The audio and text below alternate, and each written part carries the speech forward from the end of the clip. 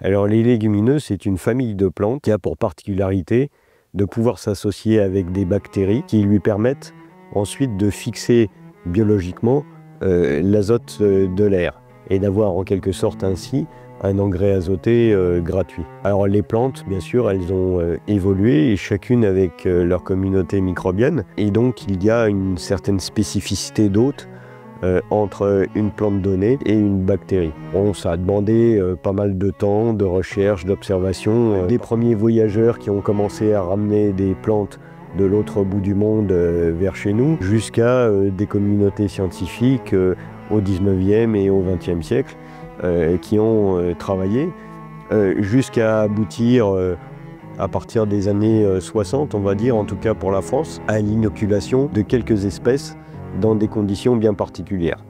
Ces espèces, au départ, elles sont au nombre de 3. La première, c'est la luzerne, où la bactérie symbiotique est absente des sols acides, donc il faut inoculer la luzerne quand on est en sol acide.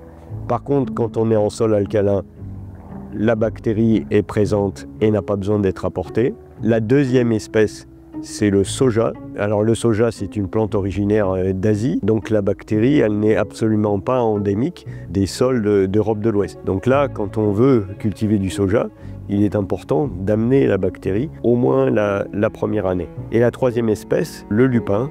Alors là, c'est l'inverse de la luzerne, c'est-à-dire que le lupin rencontre sa bactérie symbiotique quand il est en sol acide, mais que par contre, si on veut le cultiver dans des sols plus neutres ou plus alcalins, il faut là amener la bactérie symbiotique par inoculation. Le procédé qui a été trouvé pour fabriquer des inoculums qui survivent bien, qui assurent la concentration suffisante de bactéries, c'est de concevoir des inoculums sur support de tourbe.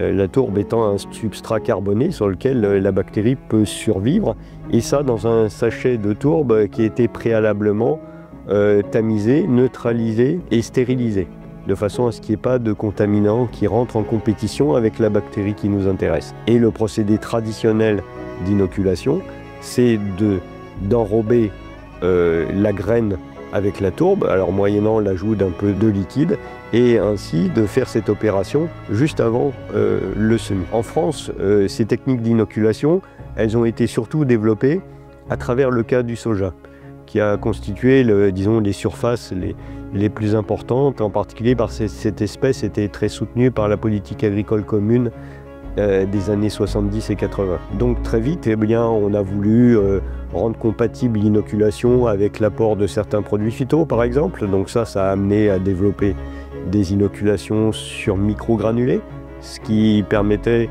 de mettre les produits sur la semence et de ne pas trop remuer les semences. Petit à petit également, on a évolué vers des inoculums liquides pour qu'ils tiennent bien, pour se débarrasser de la tourbe qui constituait quand même des coûts de production relativement importants. Pour que ça tienne bien autour de la graine, eh bien, on a utilisé également des substrats collants pour que les bactéries à la fois survivent bien et collent bien à la graine pour qu'on conserve la concentration nécessaire pour faire le bon nombre de nodosités.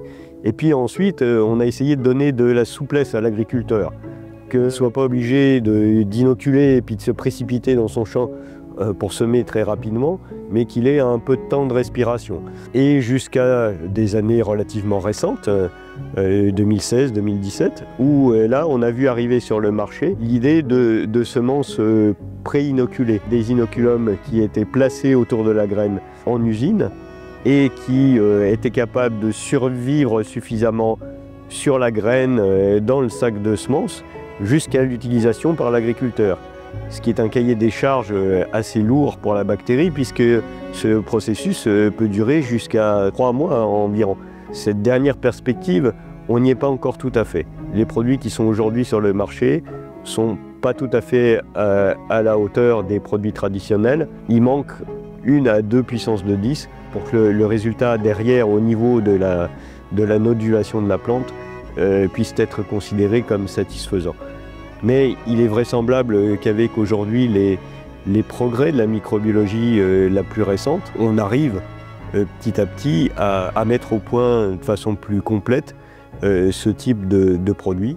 Et à ce moment-là, l'agriculteur sera complètement libéré de cette opération d'inoculation et n'aura plus qu'à aller acheter ses semences pré-inoculées.